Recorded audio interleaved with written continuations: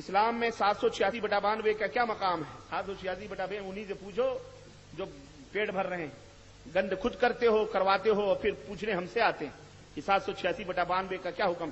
میں نے بتا چکا ہوں، یہ تمام کی تمام سب یہودیانہ روش اور یہودیانہ تحریفات ہیں۔ جو بھی کرے، اپنے آپ کو کوئی حکیم الامت کہے، شیخ الحدیث کہے، علامہ قطب ابدال کہے، کچھ بھی کہے، قرآن اور احادیث، قرآن کریم کی صورتوں کے اعداد نکالنا یہ قرآن کی تحریف ہے اور یہ کفر باللہ ہے، کفر ہے۔ لعنت نازل ہوئی تھی یہودیوں پر، اللہ کا غضب، جب انہوں نے حتہ کے بجائے ایک نون کا اضافہ کیا تھا اور حنطہ کہا تھا۔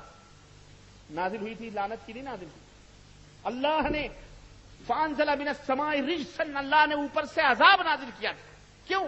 اللہ نے کہا تھا حتہ کہہ کے فلسطین میں داخل ہونا، حتہ حتۃ نغفر لکم، حتہ کہنا ہم تمہارے گناہ معاف کر دیں گے۔ ذلیلوں نے حتہ کے بجائے نون بڑھایا، حنطہ حنطہ حنطہ، اوپر سے کھائی بیڑی کنے شتہ شتہ، جاؤ چٹنی بن گئے، ختم۔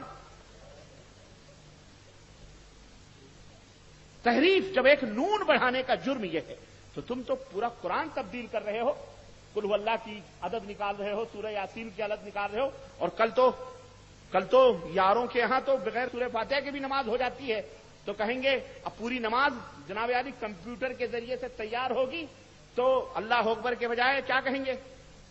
بولو 186، اب ہاتھ باندھ لیا 372، اور اعوذ باللہ کا کر لو، بسم اللہ کا کر لو، یہ سب پڑھنا واجب ہی نہیں ہے۔ پھر 372، 435، 312، 500 رکوع، اللہ ہو، سب کو عددوں میں کر لو۔ یہ مولوی بنائے گا، اللہ اسے ہدایت عطا فرمائے۔ یاد رکھنا یہ مولوی کل کو جائز قرار دے گا، جو آج قرآن کی تحریف کو جائز قرار دیتا ہے وہ کل بھی دے گا۔ یہ لعنتی لوگ ہیں، ان سے بچو۔ اور یارو، اگر کوئی شخص پتا چل جائے کہ یہ فلانی بیٹی کے ساتھ جرم زنا میں پکڑا گیا ہے، اسے اپنے دروازوں پہ بٹھانا گوارا کرو گے؟ تو مسجد میں جا رہا ہے، حاجی بھی ہے، داڑھی بھی ہے، مصلی بھی ہے، سب کچھ بھی ہے، ایک دفعہ وہ پکڑا گیا ہے اپنی کسی غیر کی بیٹی کے ساتھ زنا کرتے ہوئے، لیکن وہ مسجد میں جا رہا ہے، آ رہا ہے، سب کچھ کر رہا ہے، زندگی بھر کے داغ اس کی پیشانی پہ لگے ہیں، تم اسے اپنے دروازے پہ کرسی بھی پیش نہیں کرو گے۔ زیادہ سے زیادہ السلام علیکم السلام بلاؤ گے بھی نہیں کہ آؤ میرے دروازے پہ بیٹھو۔ کیوں؟ میری بھی بہو بیٹیاں بھیا، یہ بھلے نماز پڑھ رہا ہے، روزے رکھا، پتہ نہیں اس کی نیت کیا۔ ڈرو گے کہ نہیں ڈرو گے؟ نہیں بلاؤ گے۔ کیوں؟ حالانکہ اس نے یہ جرم کیا ہے جس جرم کو اللہ رب العزت کیا ہے، نہ توبہ کرے جب بھی معاف کر سکتا ہے، معاف کر سکتا ہے، اور توبہ کر لے تو اللہ معاف کرے گا۔